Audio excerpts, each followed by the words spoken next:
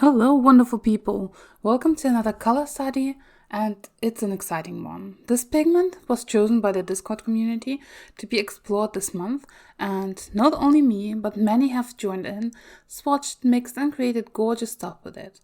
I'm super thankful for everyone joining in and being the wonderfully nerdy, curious self.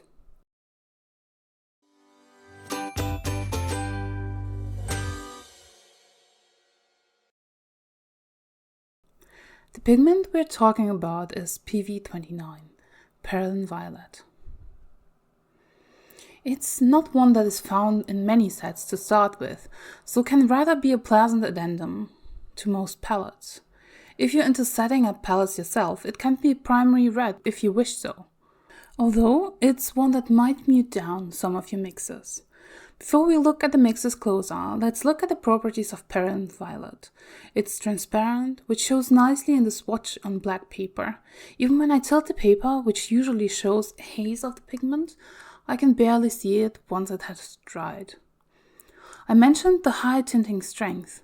It's staining, not granulating, and it's just beautiful.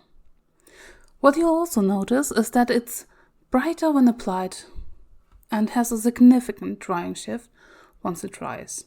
This happens to all Perylenes and other pigments too. The reason for a drying shift is that during the drying process, water evaporates. And while before it was reflecting more light, the color on paper appeared brighter, where when it's dry, it's matte and does not reflect the light in the same way as a wet surface. It's okay to know it, to be able to react to it beforehand, and maybe foresee the shift, to not be surprised. Perylene Violet proved itself a gorgeous mixer. Due to the high tinting strength, it could overpower other pigments quickly, but the mixes are just gorgeous.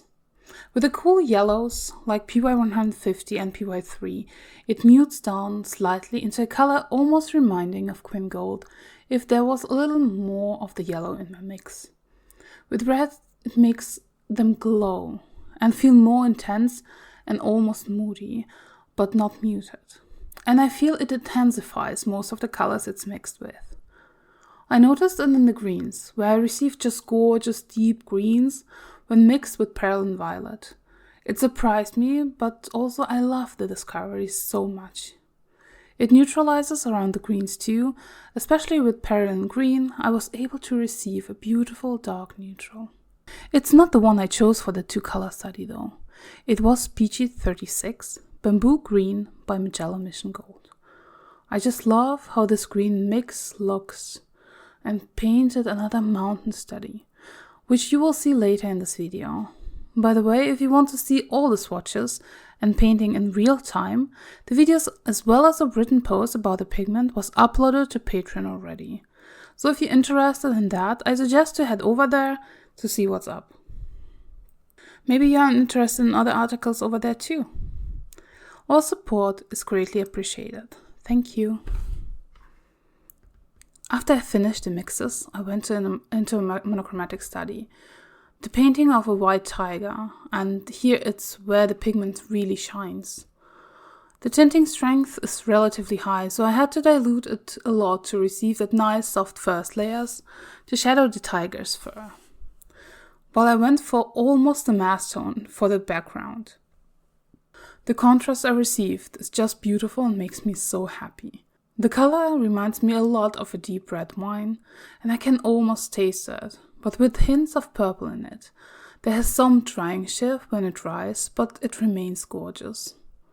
The color has a nice flow, and I was able to soften up the edges nicely during the drying process, which happened quickly because of the heat wave we're currently in. In general, I feel like summer is a great time for glazing techniques, as layers dry very quickly in the heat. Unless you have high humidity, but I hope you don't have both, because it's just not a great time then.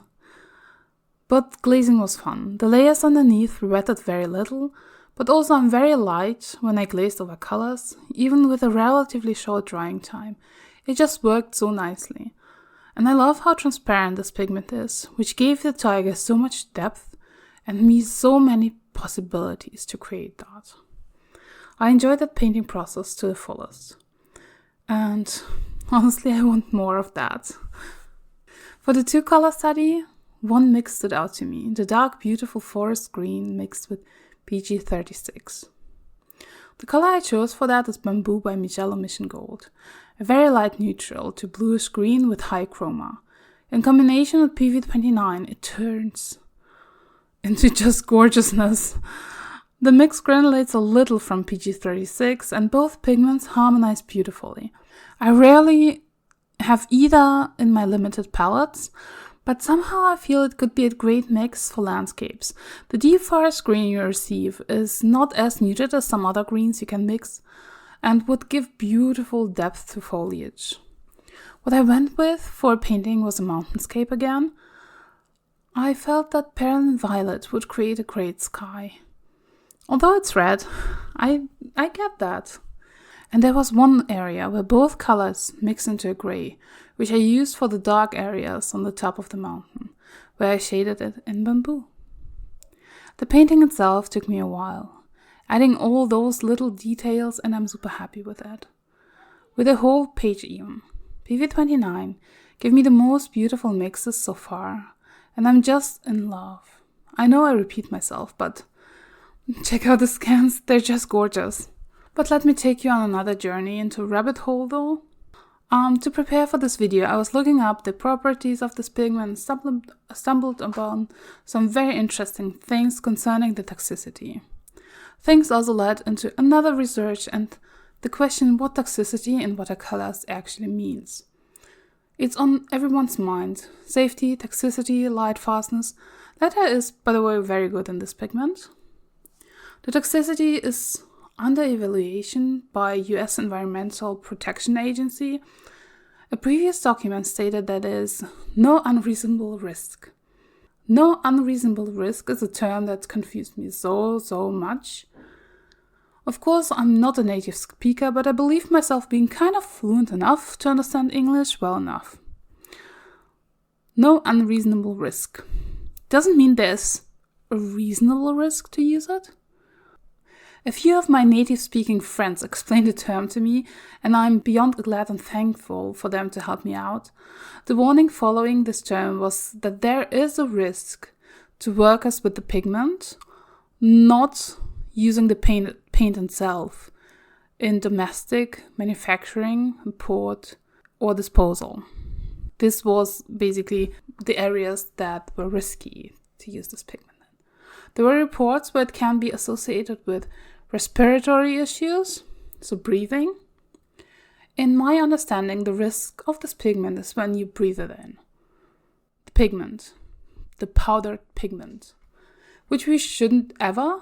Most powdery chemicals can lead to issues when breathed in, and this warning concerns paint makers, which should wear a mask when working with the pigment, than painters themselves.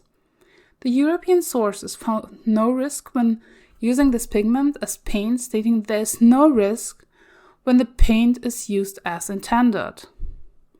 This is because the pigment is not soluble. It will not react even if you'd eat it, I guess. Which we shouldn't do either. Don't eat paint, don't lick the brushes, and don't sniff pigments, I guess. But honestly, shouldn't that be the reasonable thing to do? What no one should tell us to avoid because it's so ridiculous? I know there are still videos and beginner tutorials out there which recommend to lick your brush to get that perfect point, which most modern brushes is not necessary. It's why we ideally choose brushes to paint with, which will hold a point already. And I'm not sure who would ever lick their tubes or something. Pans? They don't lick stuff. That's not a good habit to have. Of course, it's a concern for those with little kids and pets, but I tell you that people who have kids and pets know that they need to be careful with professional paints around them. They're not made for kids for a reason. And yeah, pets can get into anything, so we need to be careful. Anyway, paint makers too should know to keep themselves safe and hopefully educated and use masks when handling powders or be careful enough.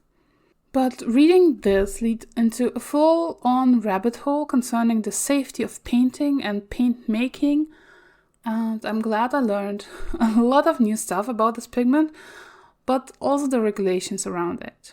So even if there's a warning, there's no unreasonable risk handling this paint.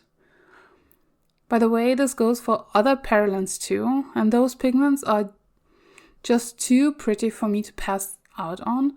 I enjoy them, I like to use them, and will use them in the future too. I will link the sources in the description box so you can read for yourself if you want to know more details. If you enjoyed this video and want more nerdy talks with wonderful people, join Discord, where we have the best discussions ever, to be honest, and share art and ideas. Have a wonderful day, everyone, and I hope to see you soon. Bye. And don't lick your brushes or eat paint. Just don't do that. No sniffing pigments also. Don't. Bye.